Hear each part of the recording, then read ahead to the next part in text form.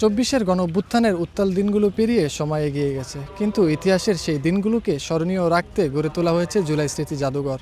মনে হইতেছে সবকিছু ফিল করতেছি, মানে পিছনের সবকিছু স্মৃতিচারণ হয় না মানুষের, সেম এখানে আসার পর মধ্যে সব কিছু 24 সালের সব কিছু এখন চোখের সামনে আর কি আবার ভাসতেছে। যদি বলি অনুভূতি, তাহলে জিনিসটা হবে হচ্ছে আমার খারাপ লাগতেছে তাদের কথা ভাববা, যারা হচ্ছে এই সংগ্রামটা করছে, যারা হচ্ছে জীবনগুলো দিয়ে দিছে আমাদের শুধুমাত্র অধিকারগুলোর জন্য। এখানে বিশেষভাবে দেখা হয়েছে হচ্ছে গুম ঘরে হচ্ছে কিভাবে মানুষগুলোকে আমাদের আগের সরকার টর্চার করছে, তাদের টর্চারের সিনগুলা, ফ্লোরে রক্ত, মানে চেয়ারগুলোতে তাদেরকে বেঁধে রেখে কীভাবে তাদেরকে বন্দি করে রাখছে ছোটো ছোটো সেলগুলোর ভিতর, তাদের কতটা বিভীষিকাময় দিনগুলো পার হয়েছে, মানে সেই জিনিসগুলা বর্তমান সরকারের উচিত এখন জিনিসগুলো একটা জিনিস মাথায় রাখা, যে সে যদি আমাদের অধিকার ঠিকঠাকভাবে না দেয়, আমরা ছাত্র জনতা আমাদের অধিকারের জন্য জীবন যত দিতে পারি, আমরা সব কিছুই করতে পারবো। এটা টর্চার সেল, যেখানে আমি একটা টর্চার চেয়ারে বসেছিলাম, সামনে অনেক ব্লাড স্টেইন, চেয়ার টেবিল যেখানে প্রশ্ন করা হবে বা মানে করা হয়, জিজ্ঞাসাবাদ করা হয়। কয়েকটা লাইট ছিল, লাইটগুলো বারবার ফ্লিক করছিল। দরজা ছিল, দরজার বাইরে অনেক মানে স্তূপ, ময়লার স্তূপ এই টাইপের ছিল, আর আশেপাশটা অনেক অন্ধকার অন্ধকারাচ্ছন্ন এরকম ছিল, ভয়ঙ্কর দেখতেই আর কি, খুবই ভয়ঙ্কর ভয়ঙ্কর লাগছিল। বিভিন্ন জিনিস যাদেরকে রিপ্রেজেন্ট করা হয়েছে স্কাল্পচারের মাধ্যমে, ওইগুলো ভালো লাগছে। তারপর রেড টেলিফোনের ব্যবস্থা করা হয়েছে, যেগুলোর মাধ্যমে আরও ভালোভাবে এক্সপিরিয়েন্স করা যাচ্ছে, ওইটা ভালো লাগছে। আমি পুরো জাদুঘরটা ঘুরে দেখলাম।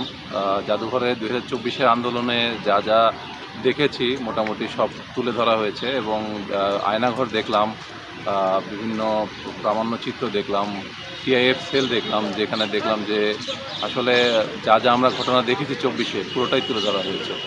এবং পুরোটা ঘুরে আমরা জাদুঘর এবং আশেপাশে ঘুরে দেখে আমাদের ভালো লেগেছে। অনেক স্মৃতি আছে, যারা মারা গেছে তাদের বিভিন্ন রকমের কাপড় চোপড় থেকে শুরু করে তাদের এমন ছবি দেখেছি যাদের বিবাহের ড্রেস পর্যন্ত আছে, যারা মারা গিয়েছে শহীদদের। তো এগুলো আসলে হৃদয় বিদারক, এবং এরকম আরও অনেক কিছুই আছে যেগুলো দেখলাম। হ্যাঁ, আয়নাঘর টর্চার সেল দেখেছি, এবং এখানে দেখলাম যে লোমহর্ষক বিভিন্ন ঘর, যেখানে আসলে আমরা একটা মানুষ ঢুকে থাকায় একটা মানে এটা একটা চরম মানবতা বিরোধী যেটাকে বলে আর কি। এটা আসলে খুবই মর্মাহত। আমরা এখান থেকে শিক্ষা নিয়ে আসলে দেশ পরিচালনা করা উচিত, যাতে আর কেউ স্বৈরাচার হয়ে না উঠতে পারে। এখানে সবচেয়ে কষ্টদায়ক যে জিনিসটা ছিল সেটি হচ্ছে আপনাদের বৈদ্যুতিক শটের মাধ্যমে যে চেয়ারটি রয়েছে, সেই চেয়ারটিকে একটা সুস্থ মানুষকে কিভাবে ইলেকট্রিক শর্ট দিয়ে মানসিক বিকৃতি করা হয়। আর একটা ছিল আয়নাঘর।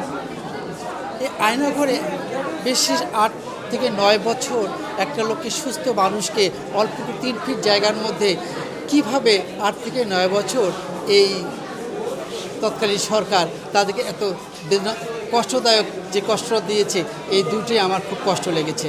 জুলাই যা দেখেছি, আমাদের সময় ছাত্র জনতা, কিশোরজীবী সবাই যেভাবে এই জুলাই যোদ্ধাদের সহযোগিতা করেছে। আমিও কিন্তু একজন জুলাই যোদ্ধা, হয়তো সরকারি তালিকাভুক্ত হয়নি, কিন্তু আমিও অসুস্থ ছিলাম, 2 মাস পঙ্গু অবস্থায় ছিলাম।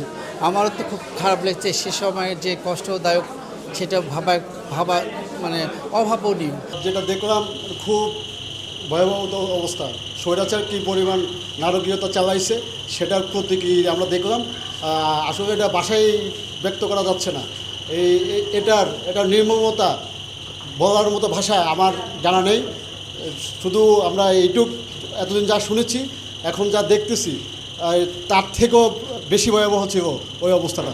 প্রতীকী যেটা দেখছি তাতে আমাদের গা শিহরে উঠেছে, আর বাস্তবতা আরও নির্মম ছিল। তারা কিভাবে এটা সহ্য করছে আল্লাহ জানে। আমরা আরেকটা বার্তা আমি দিচ্ছি, সেটা হচ্ছে নতুন করে কোনো ফ্যাসিবাদ, কোনো স্বৈরাচার যেন আর গড়ে উঠতে না পারে। আমরা সবাই সেই ক্ষেত্রে ঐক্যবদ্ধ থাকবো। সকাল থেকে আসছি, এসে বাইরে অনেক কিছু দেখলাম, ভালো লাগছে। ভিতরে এসে আমরা অনেক ভাঙা ঘরটা দেখতে পেতেছি। তো এটা হলো আমাদের ছাত্র মুক্তিযোদ্ধাদের সফলতা এবং আমাদের সাধারণ জনগণদের যাদের আছে তাদের সফলতা, তাদের বিপ্লব এটা। আমরা 71 দেখতে পারি না, আমরা 72 সংবিধান দেখতে পারি নাই, তাদের উপর কেমন নির্যাতন নিপীড়ন করা হয়েছে সেটা দেখতে পারি নাই, কিন্তু আমরা 24-এ মানুষের উপর কেমন নির্যাতন করা হয়েছে, মানুষকে কীভাবে আইন করে বন্দি রাখা হয়েছে আমরা সেগুলো দেখতে পেরেছি।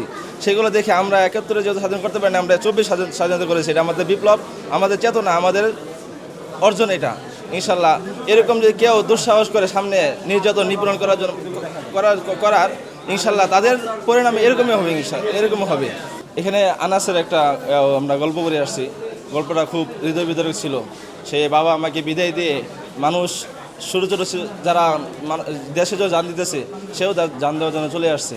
ছোট্ট শিশু থেকে আমরা এটা অনুপ্রেরণা পাই আমরা দেশের জন্য। আপনি কি শুনতে পারেন আপা? আপনি কি দেশে আসবেন? আসেন, আসলে পরে আপনার সাথে আবার দ্বিতীয়বার দেখা হবে। যেভাবে দেখা হয়েছিল গত 36 জুলাইতে, মানুষকে দেশে খুন গুম সব কিছু করে দেশ থেকে পালিয়ে গেছেন, আবার আসার চেষ্টা করতেছেন। আসেন, আবার আপনার সাথে দেখা হবে।